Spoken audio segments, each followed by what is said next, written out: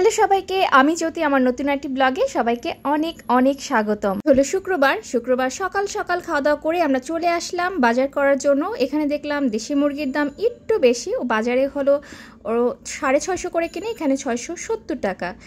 টুকটাক মাছ সবজি যা যা দরকার কেনাকাটা করে আমাকে আর ইপসিকে বসিয়ে রাখলো, বসিয়ে বলল যে আমি একটু মুরগির বাজারে যাই, তোমরা এখানে বসো। আর এই পাশে একটা ভ্যান থেকে হলো বাঙ্গি কিনে দিয়েছে। বাঙ্গিটা এই যে বাঙ্গির পাশে আমাদের বাজারঘাট রেখে দিয়েছি। এরপর বাসায় এসে ব্যস্ত হয়ে গেলাম রান্না করা নিয়ে। কি রান্না করব, আমার শুক্রবার হলেই খালি মাথার ভিতর ঘুরে আমি কি করব, একটু শুক্রবার স্পেশাল কিছু। কিন্তু আজকে মনে হলো শুটকি মাছটা করি। শুটকি মাছটা অনেক আগে পেয়েছে, আমরা সচরাচর শুটকি কিনি না, এটা গিফটে পেয়েছিল। এখানে হলো লোট্টা শুটকিটা খেয়েছিলাম একবার, আর লোট্টা শুটকি অল্প আছে, আর ছুরি শুটকিটা একদমই পড়েই আছে। তো এটাকেই ভাবলাম যে আজকে একটু ভুনা করি। যদিও আমি শুটকি মাছ রান্না করতে তেমন একটা পারি না, কারণ আমাদের বাসায় আসলে খাওয়া দাওয়াই হয় না শুটকি, একদমই মানে রান্না হয় না বললেই চলে, বছরে একবার বা দুইবার। এবং আমার বাবার বাড়িতেও কখনো শুটকি মাছ কেনা হয় না, শুটকি রান্না হয় না। অনেকের এক এক রকম পছন্দ থাকে। তবে আমি বেশিরভাগ মানুষকেই শুনেছি শুটকি মাছ পছন্দ করে। আমাদেরও খুব একটা খারাপ লাগে না, কিন্তু ওই স্মেলের জন্য কেনা হয় না। সারাটা রুম ঘর সব জায়গাতেই মনে হচ্ছে যে শুটকি মাছের গন্ধে ভরে গেছে, এয়ার ফ্রেশনার দিতে হবে। তো আমি এগুলোকে কেটে কেটে ছোট ছোট করে নিলাম।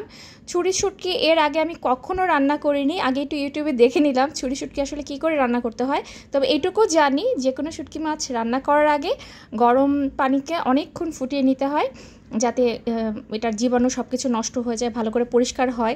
এটার পেটটাও আমি কেটে ভালো করে পরিষ্কার করে নিয়েছিলাম।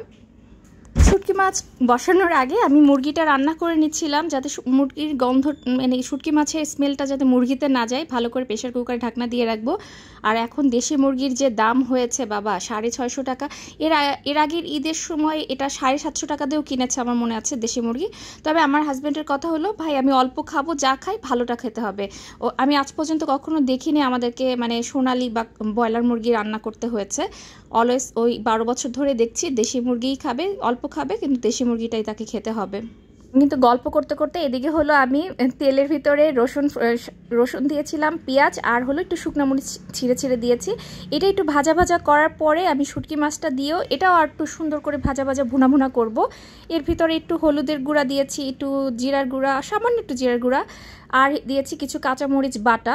আমরা তো কাঁচামরিচ খাই, শুকনো মরিচটা এবার একটু সাহস করে দিয়েছিলাম। আর ছুরি শুটকি দেখলাম যে সবাই ভুনা করেই খায়, বাটা তো দেখলাম না। আর বাটতে এখন মনের দিকে এই প্রেশারটা না দেই, এই জন্য ভাবলাম যে আজকে ভুনাই করি। তো ভালো করে কষানো হয়ে গেছে। এখন হলো এটার ভিতরে অনেকটাই জল দিয়ে ঢাকা দিয়ে রাখবো, একটু নরম হোক, সেদ্ধ হোক। আর এটা একদম মাখো মাখোই রাখার চিন্তা আছে। এবার বলি খেতে কেমন হয়েছিল। খেতে মোটামুটি ভালোই হয়েছিল, তবে ঝালটা একটু কম হয়ে গেছিলো, মরিচের পরিমাণটা। কারণ এখানে শুটকিটা না একটু বেশি ঝালঝালি মনে হয়, ভালো হয় খেতে, ঝালের পরিমাণটা একটু কম হয়ে গেছিলো। এছাড়া আমার কাছে কিন্তু ভালোই লেগেছে। আমি দুপুরেও খেয়েছি এবং আবার রাতেও এই শুটকি দিয়ে অল্প একটু খেয়েছিলাম, আমার খুব ভালো লেগেছে। আর এই যে আস্তে আস্তে রসুনটা দিয়েছিলাম, এটার জন্য আরও বেশি ভালো লাগছিলো। আমার রান্নাও কমপ্লিট। এদিকে সোফার কভার ডেলিভারি দিতেও চলে এসেছে। আমরা অনেকদিন ধরে ভাবছিলাম সোফার একটা কভার পরানো দরকার, কারণ একদম লাইট কালার সোফার বারবার ওয়াশ করলে না এটা তুলাটা আবার এগুলো ভিতরটা নষ্ট হয়ে যাচ্ছিল ফোম। অনলাইনে অনেক দেখে থেকে এই কালারটাই পছন্দ করলাম। আর এদিকে কিন্তু ইপসিতাও খেলাধুলায় ব্যস্ত, ওর ছোটো বাবা এসেছে। আমার ছোটো ভাসুর আসলে ইপসিতা আর কাউকে চেনে না, তার খুবই আনন্দ, ও খেলাধুলায় থাকুক। ওর জন্য চকলেটটাও নিয়ে এসেছে ভাই দাদা। আমি একটু লুকিয়ে লুকিয়ে ইপসিতার চকলেট একটু ভাগ নিয়ে নিলাম। আমার খুব ভালো লাগে ডেইলি মিল্ক সিল্কটা, একদম মুখে গেলে মিলিয়ে যায়। বারান্দায় বসিয়ে লুকিয়ে লুকিয়ে খাচ্ছি, ইপসি দেখলে চিলাচিলি করতো। তো এদিকে হলো সোফার কাজ মোটামুটি কমপ্লিট হয়ে গেছে। বসানোর পরে মানে আমি একটু লাইট কালারই কভার অর্ডার করেছি, কারণ কালারের রুমটা আরও ছোট লাগে দেখতে। এবার একটু কিছু কালারফুল কুশনের কভার কিনতে হবে। তো দুপুরে হলো সবাই একসাথে বসে খাওয়া দাওয়া কমপ্লিট করেছি, খুব মজা করলাম আজকে। আর রাতে করেছিলাম লুচি তরকারি খেয়ে দাদা চলে যাচ্ছে বাসায়। এরপর পরের দিন সকালবেলায় মা বাসে করে কিছু সজনে পাঠিয়ে দিয়েছিল। আমরা তো সজনে হাতে পেয়ে ভাবছি এই কী কাজ করলো, খুলনা থেকে এটা কি পাঠালো, এত কিছু, এত সজনে। এখানে যে বান্ডিলে বান্ডিলে সজনে পাঠিয়েছে, এখানে প্রায় 10-12 কেজির মতো সজনে আছে। আর মনি দিদি হলো আজকে সজনে রান্না করবে, সুন্দর করে কেটে নিচ্ছে। বাবার বাড়িতে একটা সজনে গাছ, তবে সেই সজনে গাছটা এতই বড়, ওখানে প্রায় প্রতিবারই 50-60 কেজির উপরে সজনে হয়। মা সবাইকে বিলি করে, সাথে আমাদেরকেও পাঠিয়ে দেয়। আর এদিকে আমার টমেটো গাছে একটা মাত্র টমেটো হয়েছে। ও দেখে দেখে, এটা খাবে সে? না, তুমি খাবা। আমি অনেক শখ করে 3টা সবজি গাছ এনেছিলাম, টমেটো, মরিচ আর বেগুন। টমেটো গাছে একটা মাত্র টমেটো হয়েছে, বেগুন গাছে একটা মাত্র বেগুন, আর মরিচ গাছে 2টা মরিচ হয়েছে। এই হলো আমার হাতের ফলন। যাই হোক, এই নিয়ে মনে সান্ত্বনা রাখি, একটা ফলন হলো তো পেয়েছি। তো ইপসিকে দিয়ে কিছু সজনে পাঠাচ্ছি পাশেই, ইপসি আর মনি দিদি যাচ্ছে দেওয়ার জন্য, কারণ অনেকটাই সজনে, মনে হলো আমি একটু দিয়ে নেই।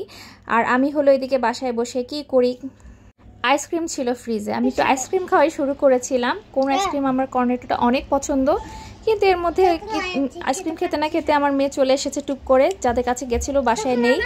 এসে তো আমার মেয়ে আমার সাথে ভাগ বসানো শুরু করে দিয়েছে। ওর আইসক্রিমও আছে, তবে আমি একসাথে সব বের করে দিই না, কারণ আমার মেয়ের আইসক্রিম খেলে অনেকটাই ঠান্ডা লেগে যায়, হঠাৎ করে নাক দিয়ে জল পড়া শুরু করে যেতে পারে। তো এই জন্য ভয়ে ভয়ে দুজন শেয়ার করেই খেলাম। এই হলো মাদের অবস্থা। চুলের কোনো যত্ন নেওয়া হয় না, তো ভাবলাম যে একটু হেয়ার মাস্ক আজকে লাগাই। এটা দেওয়ার সময় এটা আমার সবসময় ইউজ করি, এটা অনেক বছর ধরে ইউজ করছি ম্যাট্রিক্সের, কারণ আমি প্রায় চুল স্ট্রেট করি, রিবন্ডিং করা থাকে, তো এটা আমার কাছে খুব ভালো লেগেছে। আমার হাজব্যান্ডকে হলো থাইল্যান্ড থেকে একটা হেয়ার মাস্ক আনতে বলেছিলাম, এটা পাইনি, যার জন্য থাইল্যান্ডের ফিনো এনেছে হয়তো। বাট সমস্যা হলো গিয়ে সে কিছুই লেখা নাই, সব থাই ভাষায়, যেটা আমি কিচ্ছু বুঝতেছি না। এটা আদৌ স্কিনে লাগানো যাবে কিনা, নাকি শুধু চুলের আগায় লাগাতে হবে, কিচ্ছু বুঝতে পারছি না।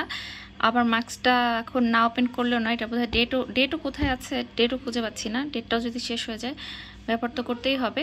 তো এখন ভাবছি শুধু চুলে আগাতে লাগাবো, দিয়ে দেখি কেমন হয়। এটার পিনোটা ইউজ করে দেখি। আর এটার তো মেয়াদ শেষ, এটার যদিও এখনো আছে, অনেকটাই আছে, তো মেয়াদ শেষ দেখে আর এটা আর ইউজ করবো। স্মেলটা অনেক ভালো ছিল, এবং এটা ইউজ করার পর ম্যাট্রিক্সের মতোই চুলটা কয়েকদিন ধরেই অনেকটা সফট সিল্কি ছিল। এই প্রোডাক্টটা আসলেই অনেক ভালো, এটা একটু রেখে রেখে ইউজ করতে হবে, আবার কবে পাই জানি না। এরপর বিকেলবেলা ইপসির বাবা আসার পরে আমরা আবার একটু বেরু করতে বের হলাম, টুকটাক একটু কেনাকাটা করা আছে। আর এই যে ভিডিও কলে আমাদের ফুল মানে ওর সবকটা ভাই বোন একসাথে আমরা ইপসিকে দেখছিল, গল্প করছিল। তো আমরা হলো প্রথমে মেট্রো স্টেশন এসেছি, আমার হাজব্যান্ড এখানে কিছু টাকা ভরে নিবে কার্ডে। তো ইপসিও ঘুরে গেল, ও বলছে কতদিন আমরা মেট্রো রেলে উঠি না, তোকে আরেকদিন উঠাবো, আজকে তো সময় নেই, আজকে টুকটাক একটু কেনাকাটা আছে। আমরা এখান থেকে হালকা কিছু কেনাকাটা করে ইপসিকে নিয়ে গেল ওর বাবা কুপার্সে, কারণ মেয়ে বাহিরে আসলে একটু পেস্টি খাওয়ার বায়না করে। কুপার্সে হলো আমি যখন আসি তখন একটু ভিডিও করে নিই, এছাড়া কিন্তু ওর বাবার সাথে ও মাঝে মাঝেই আসে, সেগুলো আর ভিডিও হয় না।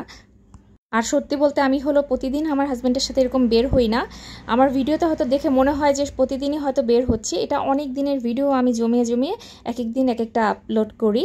তো এটা ওর বাবার সাথে ইপসি বেশিরভাগ সময় একাই, ওরা দুই বাবা মেয়ে বের হয়, আমি যখন বের হই তখন আমার ব্লগের খাতিরে একটু ভিডিও করে নেই। মানে ইপসি খেলো ডোনাট আর আমি খেয়েছিলাম চিকেন পাফ সম্ভবত, তো সবটাই খুব মজা ছিল, কুপার্স মানেই অনেক মজা।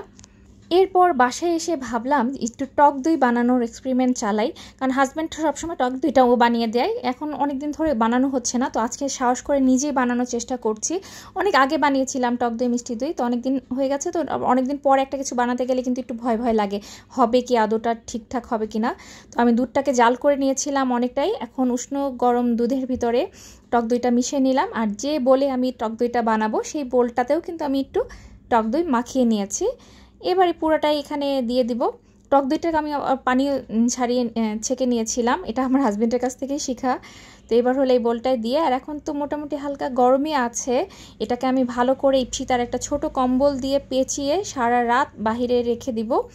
চুলার কাছেও রেখে দেওয়া যায়, সকালে উঠে আমাদের মনিদি রান্না করবে, যার জন্য আমি ড্রয়িং রুমেই রেখে দিলাম কম্বল পেঁচিয়ে। এবং এই যে পরের দিন সকালবেলা ফ্রিজে রেখেছিল, ফ্রিজ থেকে নামানোর পরে দইটা কিন্তু পুরোপুরি সেট হয়ে গেছে, হালকা একটু জল ছেড়েছে, কেন হলো বুঝলাম না, আমার হাজব্যান্ড বানালে একদম পারফেক্ট হয়, এই জলটুকু ছাড়ে না। যাই হোক, পুরোপুরি পারফেক্ট না হলেও দইটা তো হয়েছে। এরকম যদি আমরা একটু কষ্ট করে বাসায় বানিয়ে নিতে পারি, কারণ এই যে আমি আধা কেজি দুধ দিয়ে যেটুকু টক দই বানালাম, এটা বাইরে কিনতে গেলে দেখা যেত 110-20 টাকা নিত, আর এখানে আমার 50 টাকায় হয়ে গেল।